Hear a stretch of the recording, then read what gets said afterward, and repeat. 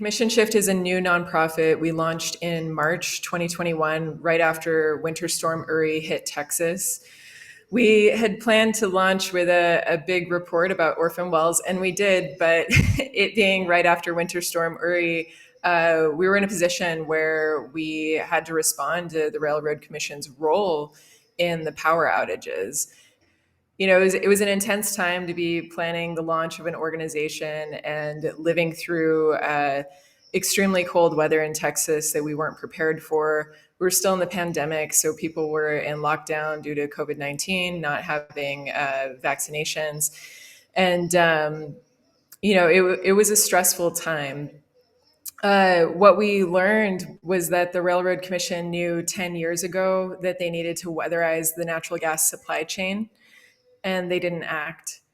And so it was just another example of how the Railroad Commission has let Texans down for the benefit of the industry and for industry profits.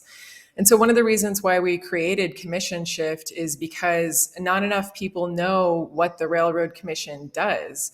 This agency has nothing to do with railroads anymore.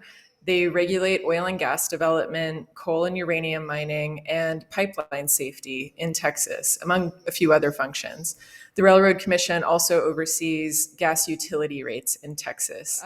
One of the other reasons why we wanted to create Commission Shift is not only to shine a light on all that the Railroad Commission has done in the past and the ways that it's neglected stewardship of natural resources in the environment or public safety, but also to point out that we're in a shifting energy landscape in Texas. Things are changing. From 2015 to 2021, 125 oil and gas companies went bankrupt in Texas. And when oil and gas companies go bankrupt in Texas, they often leave behind orphan wells. Those orphan wells become the state's responsibility to plug and clean up. And so what we're seeing is that Texas has been on a treadmill with its orphan well queue since about 2009, where it takes on at least as many orphan wells every year as it plugs. And so we want to see that trend reverse. We don't want the public to be saddled with ever more groundwater contamination risks and air pollution risks and climate change risks in the future as oil and gas declines. And so we want to see the Railroad Commission looking into the future, planning for how it's going to monitor these wells in perpetuity. Most recently, we've seen massive blowouts out in West Texas in the Permian Basin from wells that were supposed to be plugged, may not have been plugged. Some of these are legacy wells that the Railroad Commission didn't even know about. And so, Is this that geyser that Texas Monthly wrote about? So do you know the history of that well or that site? yeah, so that well out in West Texas was not, there's a well near Monahans that recently blew out. That well wasn't even showing up in Railroad Commission records. There were some folks that went and looked at county records and they were able to find some documentation of it. It's unclear whether the well was actually plugged or not. And so, what we have been able to figure out is that Chevron actually owns the well. And so Chevron has said that they will take responsibility for that well and pay for all the plugging and cleanup. But we have more risks out there, more wells that the commission may or may not know about. And we need to be figuring out how we're going to pay for monitoring all these wells and cleaning up all these wells in perpetuity if companies aren't around to do it themselves. About half of the operators in the state are sitting on well populations where 25% or more of their wells are inactive. And so these wells haven't been plugged, they're just sitting around inactive. So, what happens the next time we get a severe price drop in the price of oil? If some of these companies go bankrupt, we're going to be saddled with all of these orphan wells that the state has to pay to plug and clean up. The state has not been successful at getting its orphan wells list down to zero because it keeps taking on new orphan wells every year.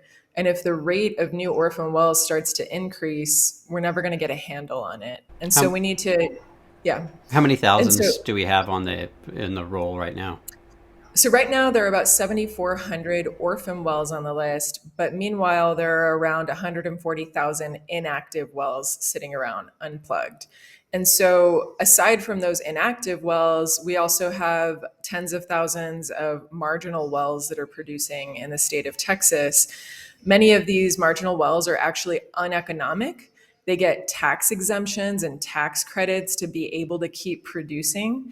And so, the state is, on the one hand, accepting the risks of all these wells without taking in any revenue to be able to deal with the problems after the fact if these companies go bankrupt Yeah. and leave these wells for the state to clean up. Yeah. Commission Shift produced 3 reports in partnership with Texans for Public Justice over the fall of 2021.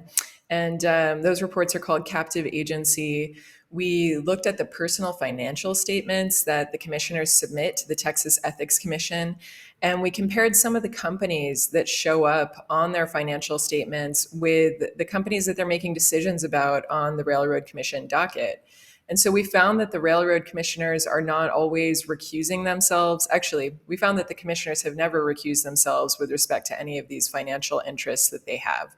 And so there was a rule put in place in 2017 with the Railroad Commission. So the Railroad Commission has a rule requiring the commissioners to recuse themselves from any decisions, matters, or proposals that come before them where they have a personal or private interest. That phrase is not defined in statute, but it seems pretty clear that if they have a financial interest in a company, they should be recusing themselves from a decision. We're finding that they're not doing that. The Attorney General would have to enforce that provision, and we haven't seen any enforcement come down. Other than the personal financial statements, we also looked at campaign contributions to the commissioners. We found that over 2/3 of the commissioners' campaign contributions have come from the same companies that they regulate. And what's important to know is that the Sunset Advisory Commission in the state legislature has looked at the Railroad Commission several times in the past and has made recommendations to improve the commission's campaign finance rules, and none of those changes have been adopted by the legislature. And so we'd like to see a shorter time frame around when the railroad commissioners can collect campaign contributions. Right now, they can collect campaign contributions year-round from anyone at any amount, even from companies that have a contested case before the commission. So we'd like to see those rules tightened up.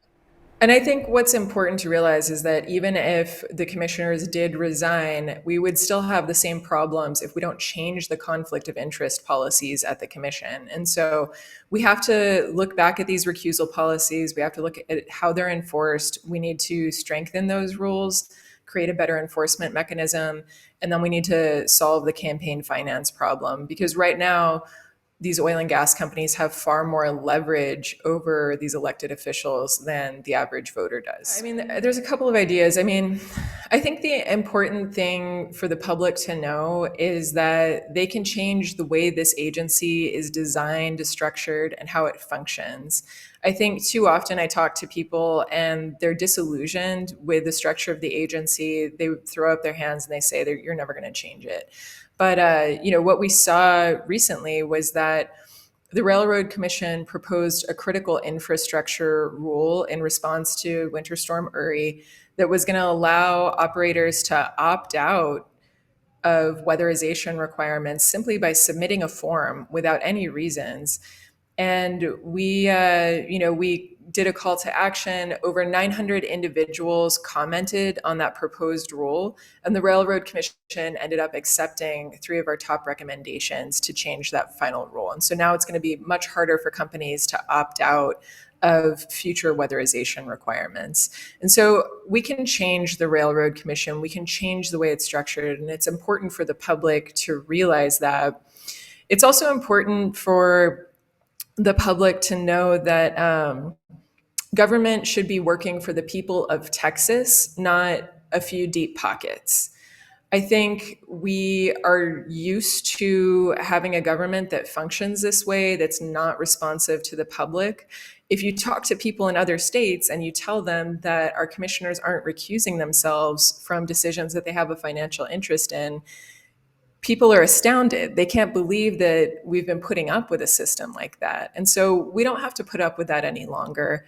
And it's time for people to show that they want stricter standards of government.